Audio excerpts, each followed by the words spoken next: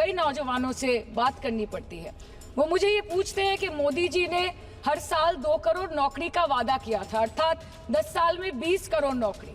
उन नौकरियों का क्या हुआ, उन वादे का क्या हुआ? मैं बस उन्हें यही कह पाती हूँ कि पत्ते तो झड़ते हैं, उठाता है कोई कोई, वादे तो सभी करते हैं, निभाता है कोई कोई।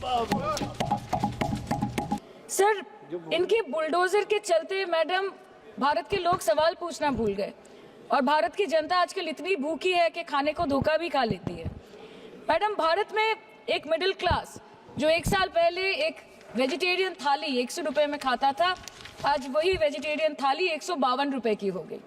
टमाटर की कीमत 247% बढ़ गई, आलू की कीमत 180%, लहसुन 128% और तेल, नमक, आटा, मैदा 18%।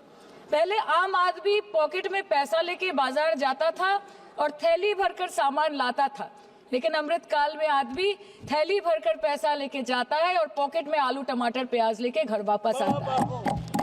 सर, माननीय वित्त मंत्री ने पहले कहा था कि बहुत हो गई महंगाई की मार, अब की बार मोदी सरकार, और आज उनके विचार में inflation is an international problem, महंगाई एक अंतरराष्ट्रीय समस्या है। तो विश्व गुरु, विश्व बंधु इस अंतरराष्ट्रीय समस्या का समाधान क्यों नहीं कर पा रहे हैं? Ma'am, 74% of Indians are unable to afford a healthy diet. The household savings have plunged to a 50-year low. Around 48% of the households in this country are facing a financial crisis क्योंकि उनका खर्चा उनकी कमाई से ज्यादा है. The economic inequality in India is a 100-year high. The country's GDP growth rate for the second quarter 24-25 decreased to 5.4%, which is the lowest in 2 years. The government's total debt has reached a staggering 176 lakh crore, and the total debt is expected to soar up to 185 lakh crore by the end of the financial year. आज आपके उधार की वजह से हर हिंदुस्तानी पर 1.25 लाख का बोझ चढ़ गया और आप उनकी मजबूरी को अपनी ताकत समझते हैं। बंगाल में ऑल इंडिया तृणमूल कांग्रेस की प्रदेश युवा अध्यक्ष होने के नाते मुझे हर दिन कई नौजवानों से बात करनी पड़ती है।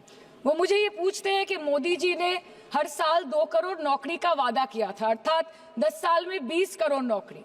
उन नौकरियों का क्या हुआ, उन वादे का क्या हुआ? मैं बस उन्हें यही कह पाती हूँ कि पत्ते तो झड़ते हैं, उठाता है कोई कोई, वादे तो सभी करते हैं, निभाता है कोई कोई।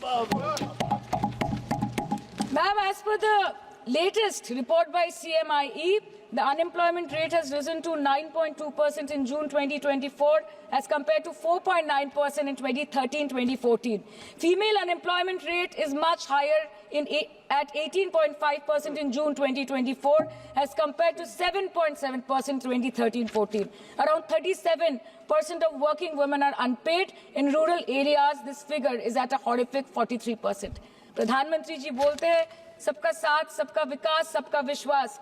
अगर ऐसा ही है तो भारत के लोग आज देश छोड़ के क्यों जा रहे हैं? 2018 से लेके 2023 के बीच 6,70,000 भारतीय ने अपनी नागरिकता त्याग दी। सिर्फ 2022 में ये संख्या करीबन 2,25,000 की थी। In 2022 alone, 7,500 high net worth individuals with a net worth of more than 8.3 crore or more left India. नवंबर 2022 से सितंबर 2023 सिर्फ 10 महीने में 96,917 Indians were arrested attempting to cross the United States illegally. Modi ji कहते हैं कि वो सबके साथ है, मगर ये आंकड़े बोलते हैं जो सबका होता है वो किसी का नहीं होता। और बंगाल के साथ तो कुछ अलग ही रिश्ता है इनका। The relationship is that of quid pro quo. ठुकरा के मेरा प्यार मेरा इंतकाम देखेगी। मतलब वोट है तो नोट है और वोट नहीं तो नोट नहीं।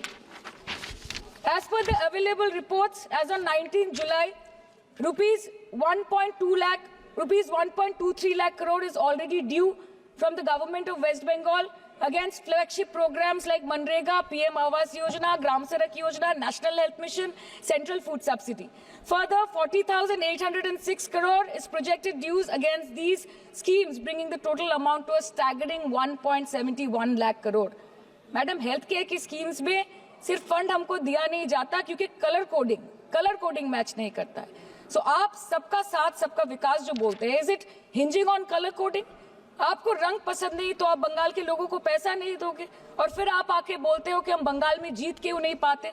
Ma'am this is the reason, this step motherly attitude, जिसके लिए बंगाल के लोग हर बार इनको बड़े बड़े रसगुल्ला खिलाकर वापस दिल्ली भेज देते हैं. Even after making several attempts to crush our aspirations and our economy, Bengal government stands tall and true towards the commitment towards its people. Bengal में सिर्फ दीदी है तो मुमकिन है. The West Bengal government started transferring money to the bank accounts of 21 lakh people who worked for 100-day scheme without receiving any payments from the central government for Manrega. Even before Ayushman Bharat, in Bengal, Shastra Shati, a cashless scheme was launched, providing treatment cost up to 5 lakh for per person belonging to any strata of the society. आज कलकत्ता के किसी आलिशान private hospital में जहां पे एक अमीर आदमी की चिकित्सा होती है, वही बगल वाले बेड में एक गरीब मजदूर, एक गरीब किसान की भी ट्रीटमेंट होती है. यही है ममता बनर्जी का विकास. और आपके अमृत काल में the cost of medical treatment has been doubled in the last 5 years. आप फार्मास्यूटिकल्स के सर आजीकर पे बात ना बोले, आपकी सीबीआई पे अभी तक कुछ बोल नहीं पाए. हम लोगों ने जो, हमारी पुलिस ने जो बोला था, they are still sticking to that. So उसके बारे में मत बात करें, ठीक है. आप उत्तर प्रदेश के बारे में बात करें ना sir. Sir medical inflation is at 14%. Regularly लिए जाने वाले दवाइयों की कीमत 50% बढ़ गई. आप सिविल एविएशन के लिए ग्रांट्स मांग रहे हैं. एक एक डोमेस्टिक फ्लाइट, उसकी राउंड ट्रिप की टिकट 20 से 30 हजार में बिक रही है. आम आदमी आज हवाई चप्पल पहन के हवाई जहाज नहीं चल रहा, आम आदमी हवाई चप्पल बेच के हवाई जहाज चल रहा है. You are demanding funds for education but conveniently ignoring the fact that 11 lakh children have dropped out of school according to your own data. आज भारत में सिर्फ 47.51% स्कूलों के पास कंप्यूटर की फैसिलिटीज है और उसमें 9% के पास internet connection. In law and justice, you are not been able to provide legal aid to more than 1% of the eligible population. In public enterprises, 5.1 lakh public sector jobs have disappeared in the last 10 years. Railway में करीबन 2.5 lakh post बाकी हैं और उसमें से vacancy है in critical safety categories. नए भारत में आजकल ट्रेन पटरी के ऊपर कम और पटरी के बाहर ज्यादा चलती है.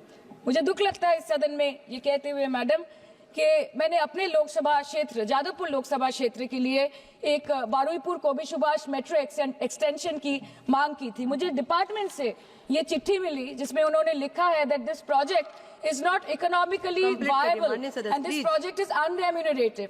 तो आपको अगर सब जगह से पैसा चाहिए तो मुझे ये बात समझ में नहीं आती कि लोग खुद के लिए आपको वोट देते हैं कि आपके फायदे के लिए वोट देते हैं. मैं आपको इतना ही बोलना चाहती हूँ, दिस वाज द रीजन अपने प्रॉफिट के लिए आज इन्होंने सीनियर सिटीजन का कंसेशन भी बंद कर दिया और सीना ठोक के ये बोलते हैं कि 2022-23 अर्थ वर्ष में हमने 15 करोड़ वरिष्ठ नागरिक से 2242 करोड़ कमाए. धन्यवाद माननीय सदस्य. मैं 2 बात और बोल के खत्म कर दूंगी कि लोकसभा पे खर्च करके क्या फायदा मैडम, जब यहाँ पे विपक्ष को बोलने का अधिकार ही ना हो. लोकसभा के लिए भी तो ग्रांट मांगा है ना मैम.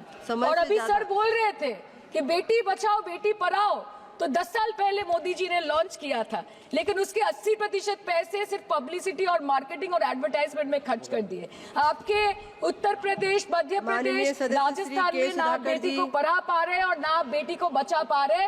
बंगाल आए और देखिए कि ममता बनर्जी ने विधानसभा में अपराजिता एक्ट में बिल पास किया है. आप सब जानते हैं कि जनज्वार का खर्च आपके जनसहयोग की बदौलत चलता है. आप भी जनसहयोग में शामिल हों और आजाद और स्वतंत्र पत्रकारिता को बनाए रखने के हमारे इस महाअभियान में शामिल हों. हमें इंतजार रहेगा आपके सहयोग का, क्योंकि आपका सहयोग ही हमारी मजबूती का सबसे ताकतवर रास्ता है. धन्यवाद साथी.